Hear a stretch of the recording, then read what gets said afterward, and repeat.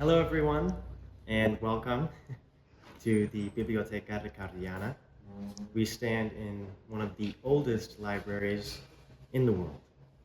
It was the historic residence of the Medici family, the Lords of Florence, up until the first half of the 16th century.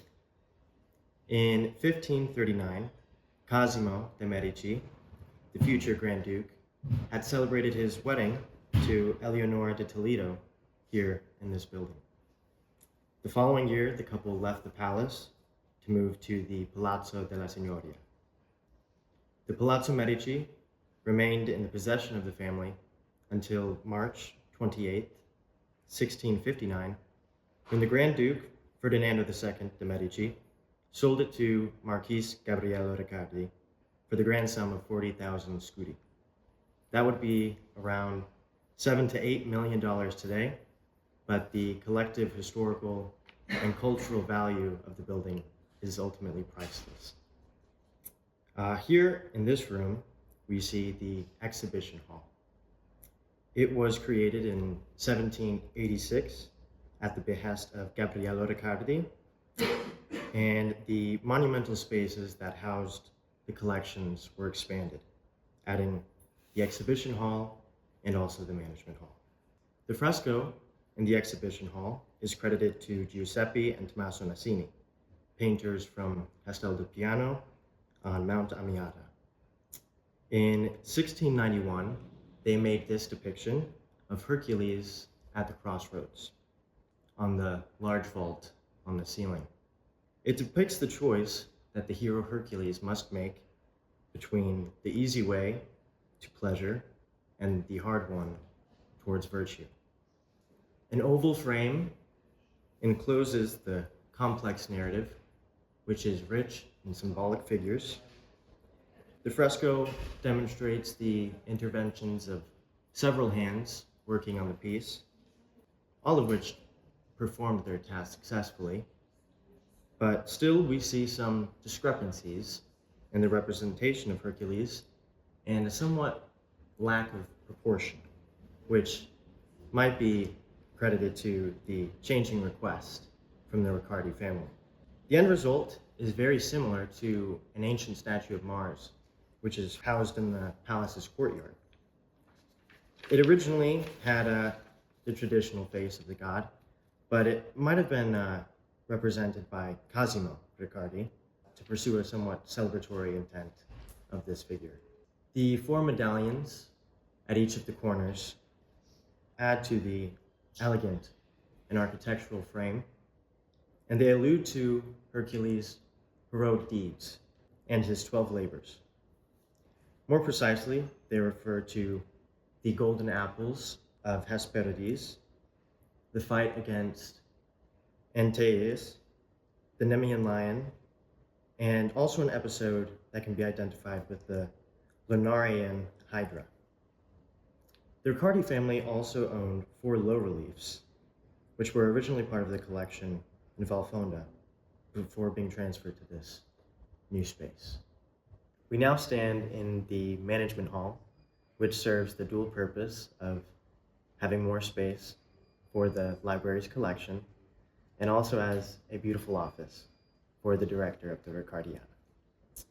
It was added in 1786 and is characterized by a pavilion vault with floral stucco decorations in a neoclassical style. At the 4 corners, we find 4 cameos in fake semi-precious stones with portraits of philosophers and poets from Greek and Roman antiquity. We can identify Cicero, Homer, Plato, and Virgil in each of the 4 corners. This alludes to the theme of classical culture, and it also invokes the wisdom of the ancients. A contemporary perimeter wooden shelving unit houses more of the collection, and it is painted to appear like gold and marble. It continues to house the family's many manuscripts, and in order to go up and to reach the galleries, It is possible to use this elegant device of a revolving bookshelf, which permits access to a staircase, which goes up to the upper level. The unity of the room, in both its decorations and its furnishings, creates a rather fascinating neoclassical environment dedicated to Minerva and the Muses, as is stated in the inscription beneath the window, which also documents the date of the office's completion. For centuries, the Biblioteca Riccardiana has maintained its authentic charm and has continued its mission of housing some of the world's most magnificent literary and artistic works. We are now in the reading room of the Riccardiana. The fresco above us was created by Luca Giordano between 1680 and 1690. Up high, among the clouds, we see a woman dressed in shining white clothes. She is the personification of divine wisdom. And in her hands, we can see that she holds a globe in one hand and a scepter in the other, which represents her dominion over the whole universe. Over her head, we can identify 3 burning flames, which represent the Father, the Son, and the Spirit of the Holy Trinity. At her feet, we can see a naked woman who is the personification of truth. And she receives light by directing her gaze towards divine wisdom.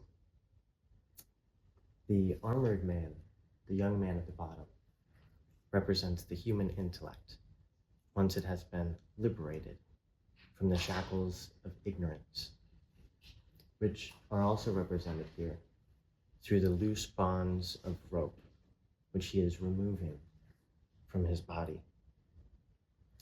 The woman in the forefront is the personification of prudence, who sheds light on the man through her mirror. This interaction symbolizes the pursuit and the retention of knowledge as something which must be engaged with through intentional studies, as opposed to something which is intrinsic to each human being.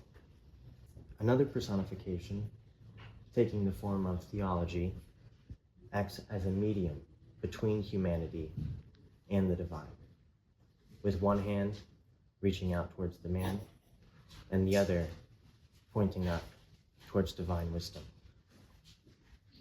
At the same time, the figure of philosophy attaches wings to the young man, foretelling his ascent towards divine wisdom, so long as he also puts in the work and the effort to fly upwards through his studies. 2 small angels at the bottom also hold an inscription which bears an appropriate verse from Petrarch. It states, "Raising our human intellect heavenward." Another 2 small angels distill herbs and flowers, thus showing that our mind, by understanding the essence of God's creation, manages to attain divinity, which is invisible, by understanding what is visible on God's earth. The rocky landscape in the background also alludes to all the difficulties in that process when we try to overcome things on the path to knowledge.